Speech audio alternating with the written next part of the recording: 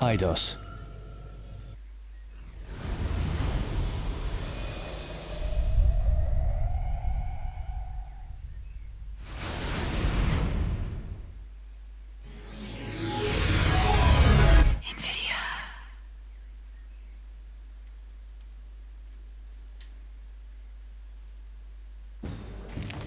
Ja, heute zusammen, und da wären wir wieder bei einem neuen Let's Play von mir.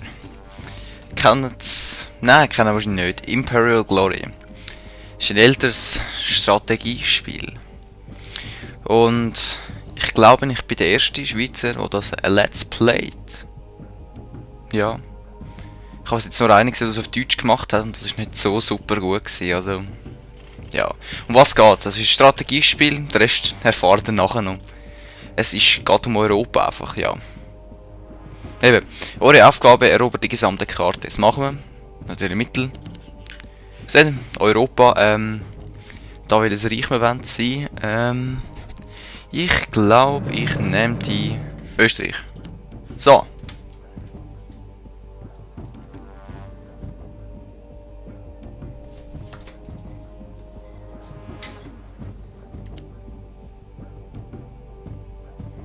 Jetzt kommt dann eine Ansprache, dann hebe ich schnell mein Maul. Wir leben in schwierigen Zeiten. Die Welt verändert sich und neue revolutionäre Ideen breiten sich wie ein Waldbrand in ganz Europa aus. Schwere Gewitterwolken ziehen herauf, während das alte Europa in einem neuerlichen Krieg versinkt. Wir brauchen einen Führer, der unser Volk zum Sieg führt und unser Land vor dem Untergang bewahrt. Wir erwarten Ihre Befehle, General. Ja, super. So, dann haben wir da den Forschungsbaum, da haben wir Technologien, die wir können erforschen können. Ich erforsche zuerst mal Offiziersausbildung. Ja, eben da unten steht es. Eine gezielte Offiziersausbildung ermöglicht unserem Land die Rekrutierung neuer Kommandeure und den Bau einer Militärakademie. Machen wir doch. Dann was haben wir da? Hauptmann Kienmeier mit zwei Schützen, Musketier und Grenzer. Sehen, wie die aussehen. Das ist, wie viele Meter sie können schiessen können. Welche Nahkampfattacken sie haben und wie viel Angriff sie haben, wenn sie schiessen. Da sehen wir, da hat es ein bisschen Unterschied. Die sind so ein bisschen Allrounder und die sind mehr aufs Schiessen. Ja, ausgelegt. Der kommt mal da oben.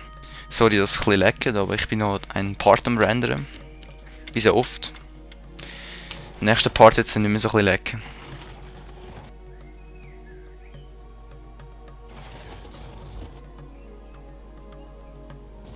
Ich hoffe, das ist jetzt nicht so schlimm dann im Video. So, wir haben es erforscht. Dann gehen wir auf Nahrungskonservierung. Dann können wir nämlich unsere Nahrung aufstocken. Und dann, wenn wir ein anderes Land wollen, einnehmen, unsere Einheit draufziehen und dann zieht es auch von dem Vorrat, den wir oben haben, ab. So. Dann bauen wir natürlich da eine Militärakademie. So. Ich gehe jetzt erst schnell schauen, was da ist jetzt mit dem 17% erst. Und dann machen wir das später. Ja. Ich wollte jetzt... Ja. Super, wir wollen jetzt den Part. Sorry für unterbrochen, es hat irgendwie einfach die Aufnahme wieder mal unterbrochen. Scheißteil. Okay, wir haben das fertig gebaut. Ich habe gerade gesagt, wir haben jetzt Nahrungsmittelkonservierung erforscht. Dann gehen wir auf Schützen, eben einfache Kasernen, ermöglicht die Rekrutierung von Truppen der Linieninfanterie und der leichten Infanterie. Genau. Das heisst, wir können Schützen bauen. Und eben, was ich will sagen, ich könnte mir in die Comments schreiben, welches Land ich zuerst angreifen sollte. Da hätten wir mal die Schweiz. Nein, das wollen wir weniger. Lombardei, Hannover, Sachsen, Brandenburg, indirekt Preußen. Russland, Polen, Moldawien, Türkei oder Ottomanisches Reich. Ja. Also, ich weiß nicht. Auf jeden Fall müssen wir jetzt zuerst mal da ein bisschen die Einheiten umformen. Und dann machen wir etwas. So. Genau. Nächste Runde.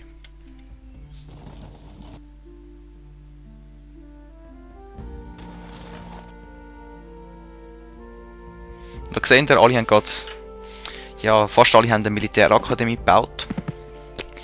Ich will auch natürlich ein bisschen Einheiten bauen.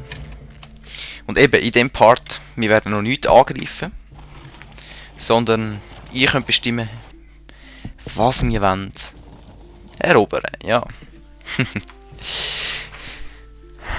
So, jetzt. Was haben wir jetzt einen Vorschlag? Genau, einfache Infanterie. Als nächstes erforschen wir Kavallerie. Wir wollen Kavallerie haben. Jetzt können wir nach dem Gebäude, nämlich im Vorratslager, einfache Kasernen bauen und nachher Schützen bauen. Das heisst, die zwei Einheiten da. So, nächste Runde.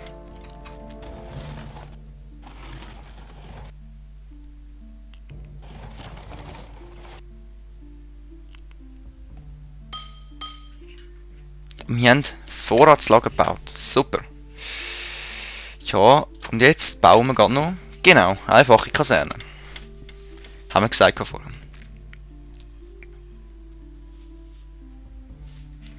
So. Ah. Mein Gebieter, ihr müsst euch entscheiden, wer euer rechtmäßiger Erbe sein soll. Euer Sohn oder eure Tochter. Sobald er oder sie erwachsen ist, könnt ihr eine Stadthochzeit arrangieren, um euren Einfluss auszuweiten. Wir nennen Karl Ludwig. Ihr habt Karl Ludwig zu eurem rechtmäßigen Erben erklärt. Wir werden seine Entwicklung aufmerksam verfolgen. So, einfache Kaserne in Österreich errichtet. Ah, ich könnte auch in die Comments schreiben, ob ich das immer vorlesen oder ob ich es selber lesen. Ja, sagt jetzt einfach alles. So, jetzt können wir Einheiten bauen, wie blöd. Wir brauchen eine starke Landverteidigung. Wie blöd Einheiten bauen, wie gesagt. Preußen, du nicht blöd. Dankeschön. So, einfache Kavallerie sind erforscht. Wir tun jetzt einfache Güssereien erforschen und damit können wir Kanonen bauen. Genau, dank der Einführung der einfachen Kavallerie können wir von nun an nach jedem Sieg Kriegsgefangene nehmen. Muhaha! Ja eben, wir können Leute gefangen nehmen und ja, gefangen nehmen und Lösegeld verlangen. Ist doch super, oder? Eben, das Spiel hat schon ein paar Jahre auf dem Buckel. Wann habe ich das gekauft? Ich glaube 2005 ist das gewesen. Ich bin mir nicht mehr sicher. Kann sein. Ich glaube, die Firma, die das rausgegeben hat, gibt es gar nicht mehr. Das Eidas. Und ich bin froh, dass es noch geht überhaupt auf meinem PC. Also, ja. So. Gut, du kannst auch raus. Ah, und oben sehen wir noch, wie viel genau wir produzieren, wie viel das wir benötigen, Nahrungsmittel. Ja. Was hast du da alles? Nein, nichts eigentlich. Auf Belang wäre. Wir sind stark im Moment. So, Infanterie, ja. Und das Coole ist, sie kostet eben nur die Nahrung, kein Unterhalt sonst vom Geld. Wie bei der Total War Reihe. Ja, ich würde sagen, nächste Runde.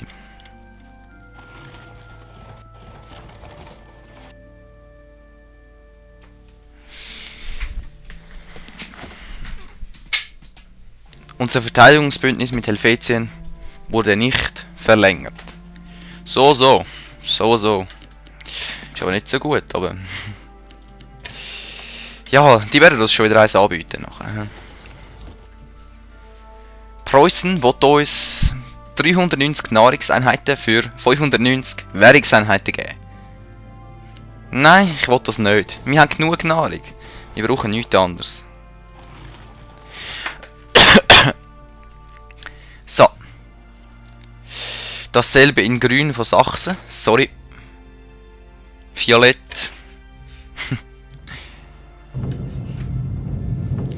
Und wir haben Artillerieproduktion abgeschlossen. Dann werden wir örtliche Krankenhäuser mal erforschen. Dann können wir mehr... Ja, erhöht das Bevölkerungswachstum um 50%. Machen wir doch. Jetzt können wir Kriegsbeute nehmen. Die Artillerie vom Find. Auch wenn er noch gar keine hat.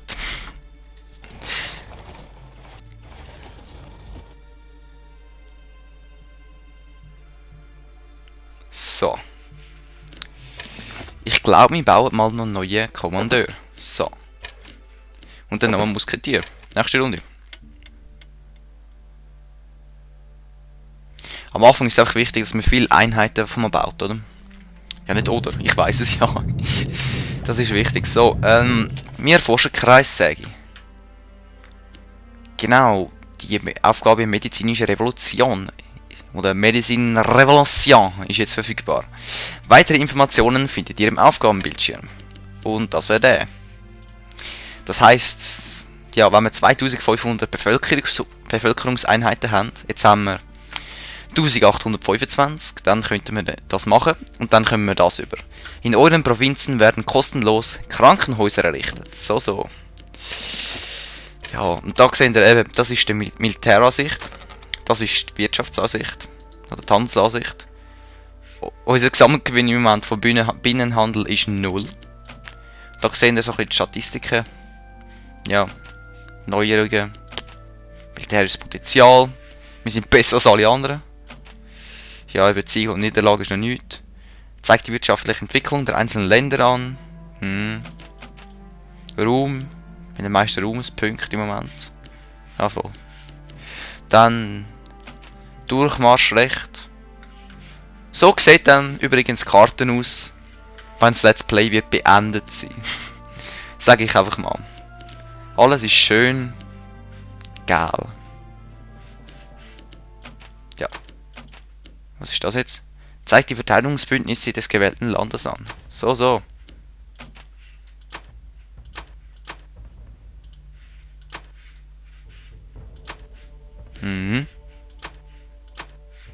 Du hast mit keiner Maschine, ne?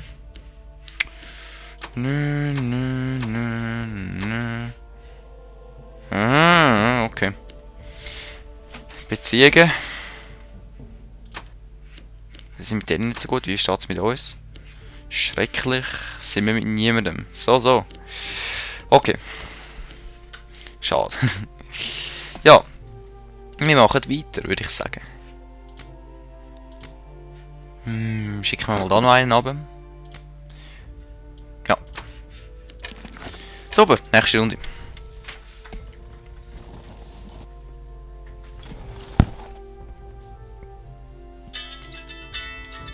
Okay, wir sehen uns im nächsten Part. Auch den rausnehmen.